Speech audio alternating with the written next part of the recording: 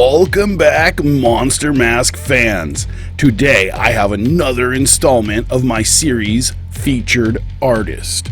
In episode 1, we talked to Tom Martino. The second episode was Rob Benavides.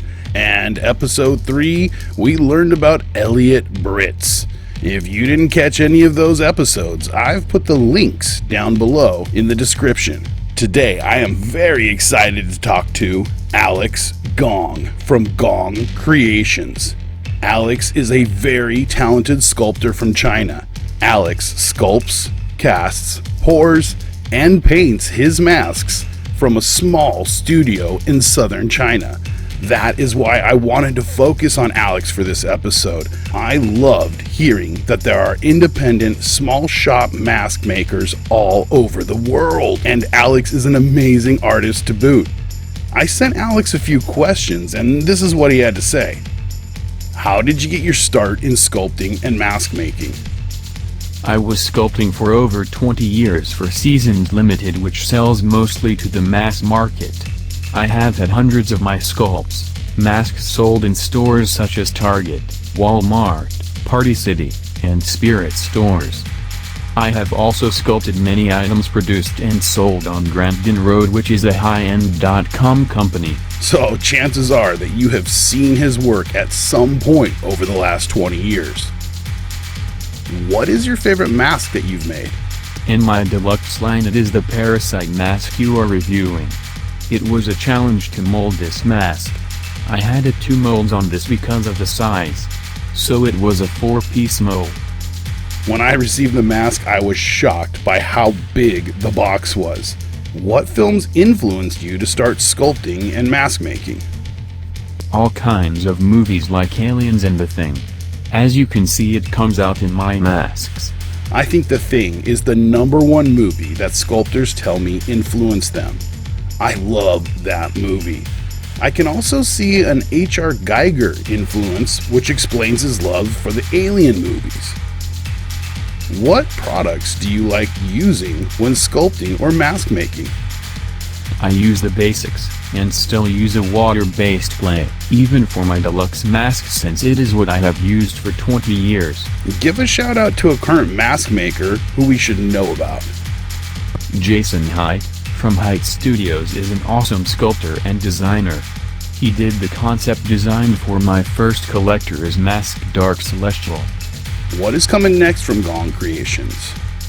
Very excited to be working on my Stage 2 mask of the Dark Celestial series.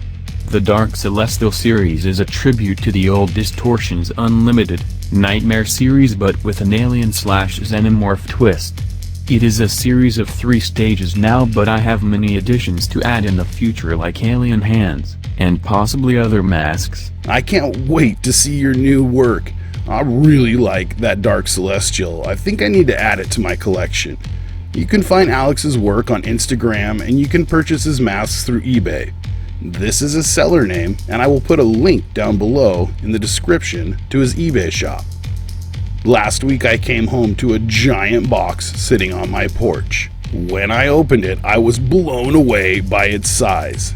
This is the Parasite Mask. Look at the size of this guy. This mask measures 26 inches tall, or 66 centimeters for my metric brothers and sisters. This is definitely Alex's nod to the movie The Thing. It appears this unlucky sap is having his brain torn open by a vascular muscle tissue arm. Now the question is this his own skull that is being presented? If so, I agree. I agree. Imagine having your own skull ripped from your head while you're still alive, and in the process your eyes pop out. Let's look at some of the detail on this homage to horror gore. First, look at the age and wrinkle lines on the chest and neck. They look incredible. The folds on the neck are done very well. Very balanced and realistic looking. And what's that? Alex added a zipper to the back of the mask. You do not see this often. He placed the zipper perfectly on the open back of the mask. The line where the sides meet is very small. I wonder why we don't see more zippers on masks. The skin detail continues up the face of the mask. Alex achieved the look of pain and torment in the facial expression. But the eyes are the attention stealer of this face. The eyes are hanging about an inch from the eye sockets by connective tissue. The effect works well and adds another layer of pain to this mask. At the top of the mask, we find a skull being held by a veiny and bleeding protrusion. The skull is sculpted nicely. It does remind me of the same look you would see on a skull at Spirit Halloween stores. It has the same rounded edges to it. And I mean, that makes sense. His work has been seen in those kinds of stores all over. The hand has long, bony fingers with great finger skin detail on them. The blue veins painted everywhere really works well. In the pictures of the mask, it looks like the skull used to hang out to the side more. The bottom of the skull is not attached to the top of the face. I didn't want to force it too much, but you can see the separation right there. The arm, hand, and skull are filled with a hard foam to enable the mask to stand up as tall as it is. The mask fits snugly, and I would say a small to medium head would fit nicely. The zipper in the back makes it a tight fit, but I think that's what helps the mask not slide around from the weight on the top. It's got great ventilation in eye holes. This is a great mask to add to the collection. Thank you to Alex for answering my questions, and thank you guys for watching. If you have someone that you think should be on my featured artist series, hey, let me know down in the comments. I love hearing about new artists and seeing their work.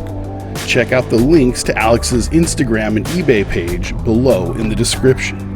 I hope you guys enjoyed this episode. Until next time, follow your passion.